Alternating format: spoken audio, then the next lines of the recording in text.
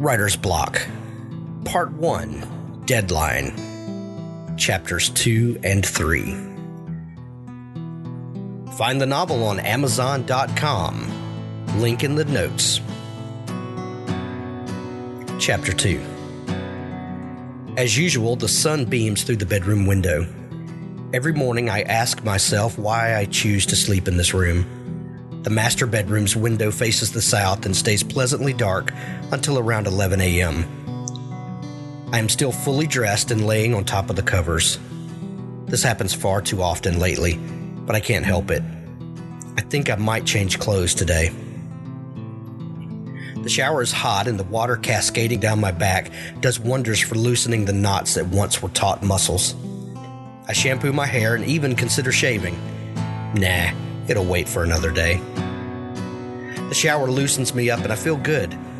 Not good, but different. Alive. Maybe today's the day. Maybe the story comes alive too. Optimism has been at arm's length, but today there's an ember, a spark, the narrowest of glimmers of hope. I go to the kitchen and put my coffee mug under the Keurig spout and pop in one of the proportioned coffee pods. I hit brew and go out the front door to retrieve the morning paper. Paper in hand, I scoop up my coffee cup and head around the corner to my writing office. I set the cup down and scoot off the rubber band from the Western Tribune and unfurl it on the desk. I take a sip of coffee and freeze. I'm shaken out of my trance by the sensation of my top lip scalding in the hot coffee. I ease the cup down onto the desk, coffee splashing due to my trembling hands. What the entire hell? Now, Weston doesn't get big news, which is one reason that I still live here after all these years. It's quiet and unassuming, so starting the day reading the pamphlet that is the Weston Tribune is more of a point of habit than an actual learning about the world exercise. But today is different. The headline catches me and freezes me in my tracks. Local watering hole receives uninvited guest. And not just the headline, but the accompanying photo. There's a big bear sprawled out on the floor with a guy in a trucker hat propping a foot on the creature. A lump grows in my throat. I'm hit with a sudden and urgent sense of deja vu. The kind that instead of sneaking up on you, instead just slaps you upside the head. So many thoughts run through my mind. I carefully read the story. Apparently, the bear wandered into the bar and approached one of the ladies and got frisky. Witnesses said that the bear didn't seem to be aggressive, but just acted like it wanted affection. One of the barmaid's boyfriends walked in, saw the creature, and fired on it with a Smith & Wesson .45 caliber pistol. The bar owner was quoted as saying that he would have had the bear turned into a rug to commemorate the odd occasion. I carefully set the paper down. I spin around and look at the typewriter. The page is still sitting in the machine. Bear. Bar. Trucker. Oh my God. I pull the paper free from the typewriter and lay it on the desk next to the newspaper. What in the world is happening? My mind is reeling. This has to be a dream, or a coincidence, or something. I start pacing back and forth, looking from the typewriter to the papers on the desk. Okay, seriously, this is a coincidence. I push down the fear and anxiety. What if? I am interrupted by the sound of my phone ringing. Janet. Hello? Stu, we need to talk. Janet, now's not a good time. It's never a good time, Stu. Listen, these things happen. Writers get writer's block. That's why it's called that. But we need to get a plan together. Now, as your agent, it's my job to help you with these things, but you have to let me help you. Now, I'm flying down there on Friday. Janet. No, Stu. This is it. I'm coming down there, and I'm not leaving until we have a plan together. I have to meet with the publisher next week, and before I ask them for another extension, I need to have something solid to show them. Friday. I'll rent a car at the airport, and I'll meet you for lunch at that diner on Magnolia Street. Coker's. That's the one. Friday, Stu. See you then. Click. Damn it. This is not what I needed today, but I've avoided her long enough. I should probably at least try to work out an outline to show her. Now, how to write an outline of a story that I have no idea about?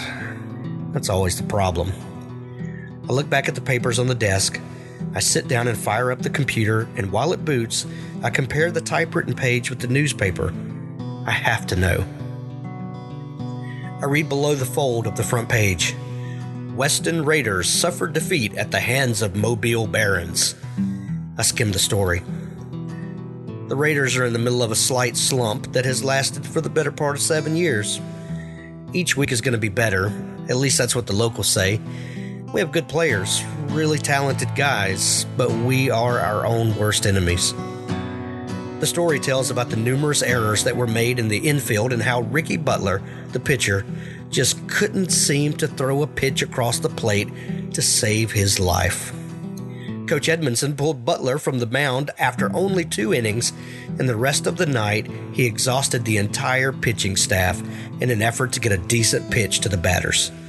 Final score, 18-2. Tonight, in the third of a 3-game series, Butler would again lead off pitch since he spent no more than 2 innings in the previous night. I shake my head. I love the game. Always have. But these poor guys just can't seem to get it together. I look back at the typewritten page. A plan hatches.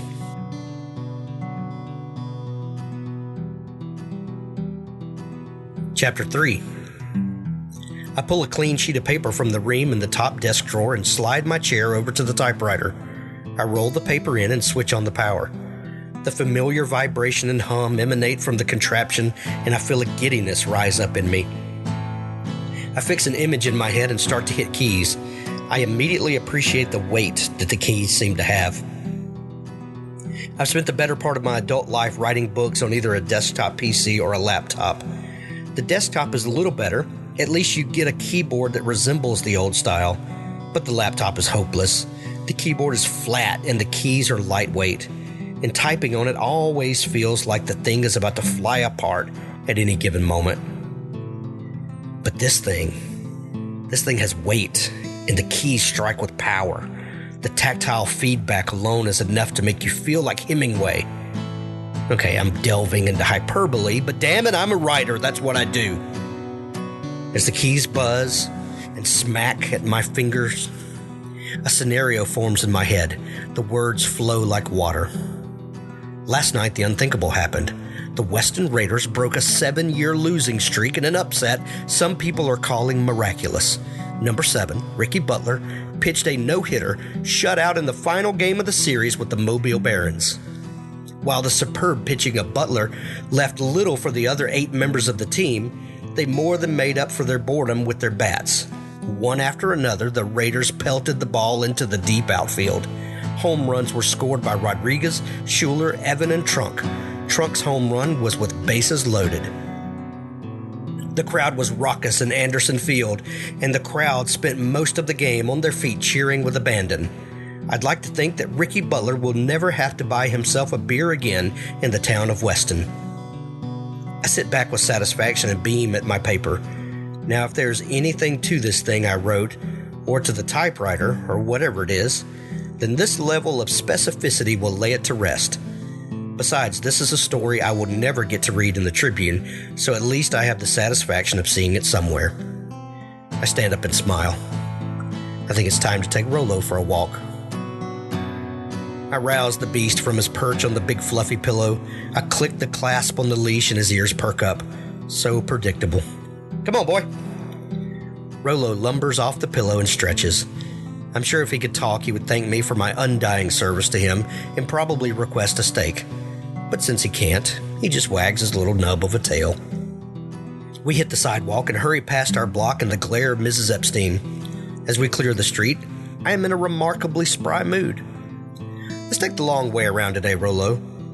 He doesn't answer. We cross over to Poplar Lane and walk down the tree-lined street.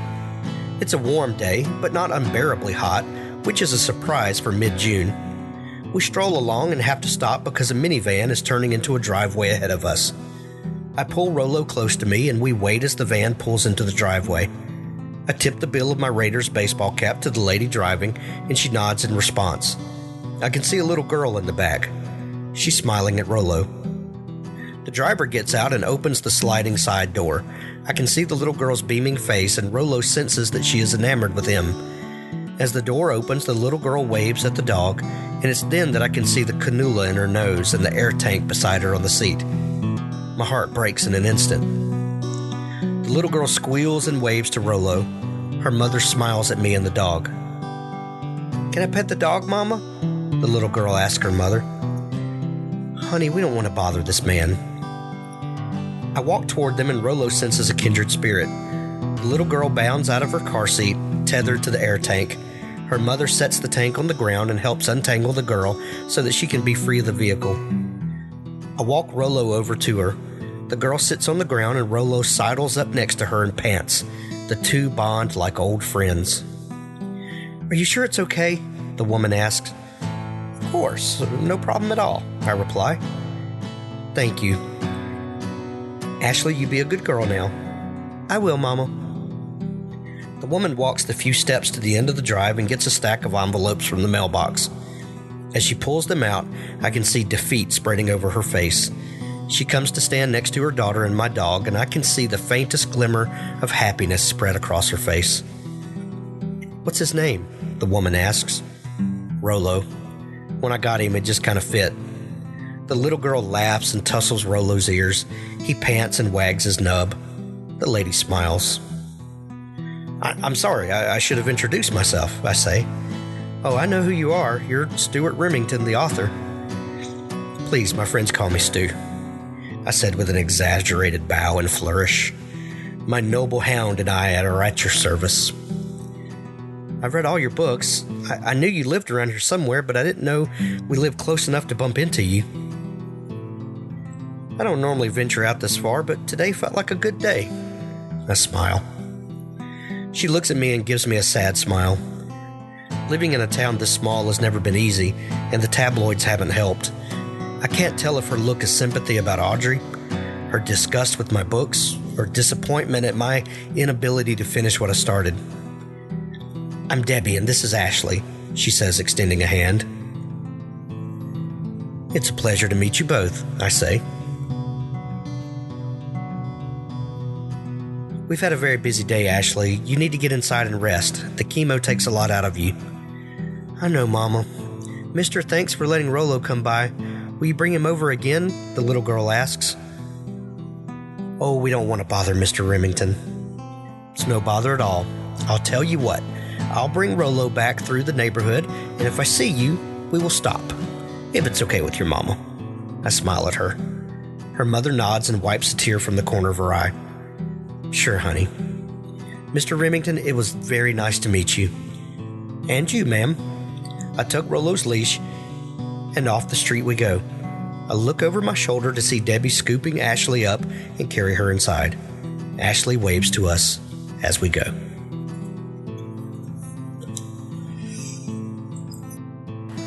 This has been part 1, chapters 2 and 3 of Writer's Block by Hank Garner. Check the notes of this episode to find the link where you can buy the full novel on Amazon.com. Thank you for listening, and stay tuned for more episodes of Writer's Block by Hank Garner.